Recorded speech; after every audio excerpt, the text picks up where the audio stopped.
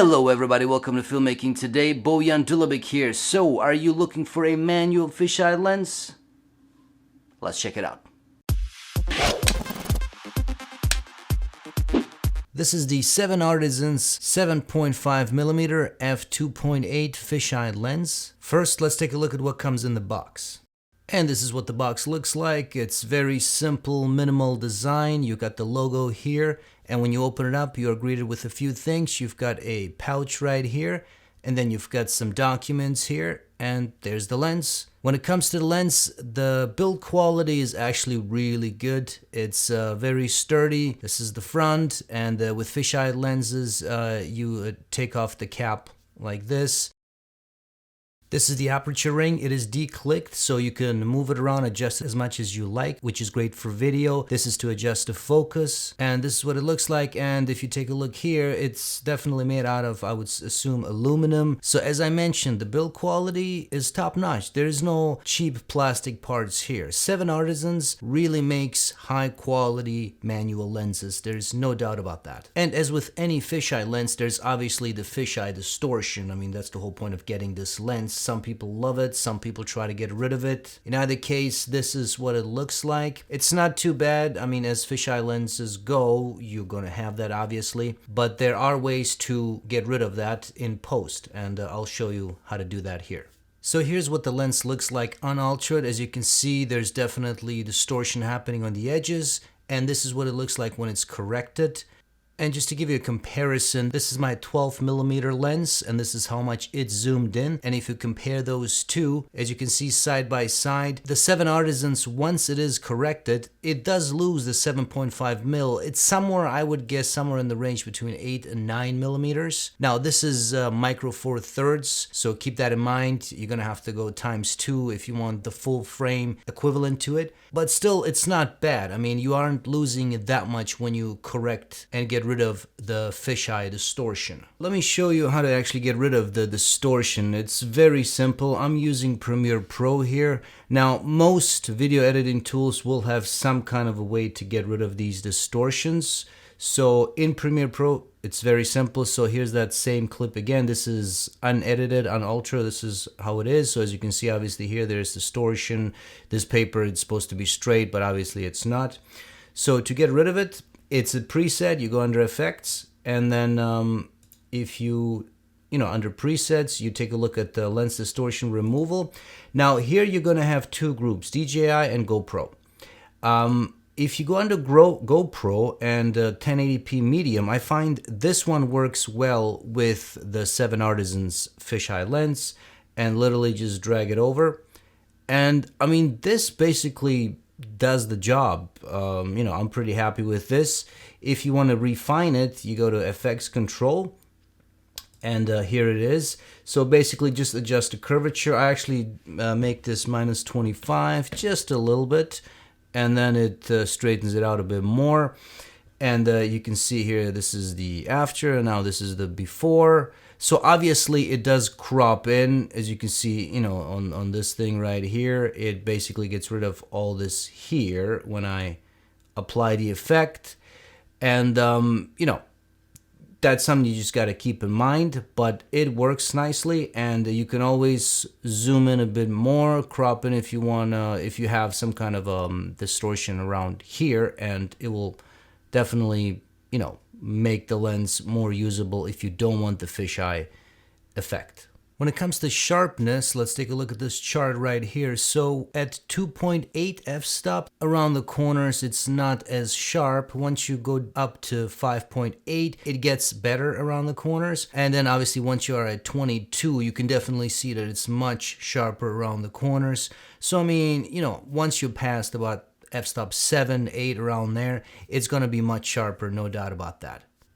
And when it comes to sharpness in general, obviously the higher the f-stop, you're gonna have a sharper image, but it's not that drastic. If we zoom in here by 400%, you can definitely see there is a difference, but even 2.8, it still gives you a relatively sharp image. It's not the sharpest lens by any means, but it's not bad. One thing that is important about fisheye lenses like this one, because of how the glass is curved due to the nature of it being a fisheye lens, you can't really put any filters on it like ND filters, for example. Now, this is a problem. As you can see here, this was a very sunny day, and I turned the f-stop down or up, however you want to look at it, to the max 22, and as you can see, I'm still very overexposed. The sky in the previous shot was overexposed, and there's really nothing I can do right now because I can't put an ND filter on it to make the image darker, basically. That is a problem. It does limit you in terms of how you can use these fisheye lenses. When it comes to photography, obviously you're going to have the same problem with ND filters or a lack of, but when it comes to the quality of it, it's great. I mean, this is definitely a great lens that can be used for all kinds of photography. You can get rid of the distortion in Lightroom or Photoshop or tons of other programs, or you can keep it. I mean, it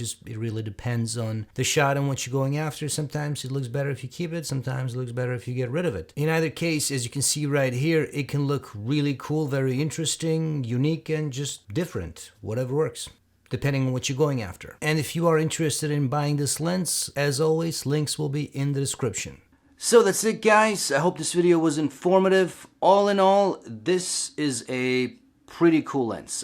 First of all, there's some weight to this thing. I mean, when you're holding it, it definitely weighs a significant amount, right? And, you know, it's not going to break your hand or anything, but there's definitely some weight to it because, as you saw, it's a quality lens. I mean, this is not cheap plastic by any means. So, yeah, good quality lens. The fisheye distortion, obviously it's there. It's supposed to be there. That's the whole point. You can get rid of it. Now, I only showed you briefly how to get rid of it. There's a lot more to it. If you want me to do a separate video on, you know, how to get rid of the fisheye distortion and also how to shoot video, specifically video that you intend to, you know, where you tend to get rid of the distortion, because there's certain things you should keep in mind when shooting video like that with a lens like that. Just let me know if you want a video like that. Put it in the comments, and yeah, because I was thinking of doing that, so if there's people interested, I'll definitely do that. And that's it. Just briefly, when it comes to sharpness, I mean, you saw the examples. Is this the sharpest lens? No, absolutely not, but it's good. This guy runs, I think it's somewhere around 150 to 200 US dollars, somewhere around there.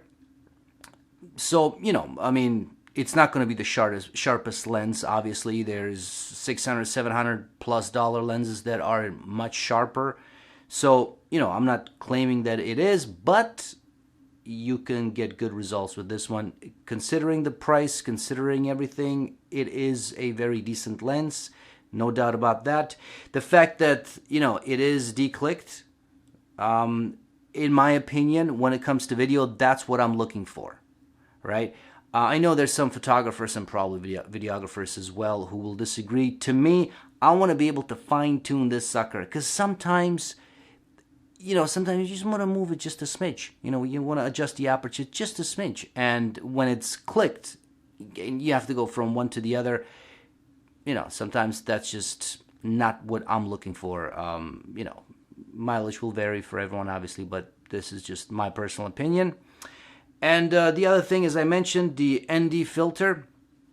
Now, I'm pretty sure there's got to be some kind of a solution where maybe you get an ND filter that, you know, goes on like this, like the cap. I'm sure there's some kind of a solution. This is important enough for their, you know, to be a solution, but it's not as simple as any other lens where you just, you know, screw on the adapter or any adapter, filter, whatever. So something to keep in mind. It is important, and if you don't keep that in mind, it's going to bite you in the ass if you're outside and it's a relatively sunny day and everything's blown out. So that's that, folks. Like I said, all in all, excellent lens. Links to this guy will be in the description, so check it out. And as always, if you like this video, please hit the like button, subscribe to this channel, hit that bell icon to be notified of future videos, tell your friends, all that good stuff. Stay tuned for more. Thanks.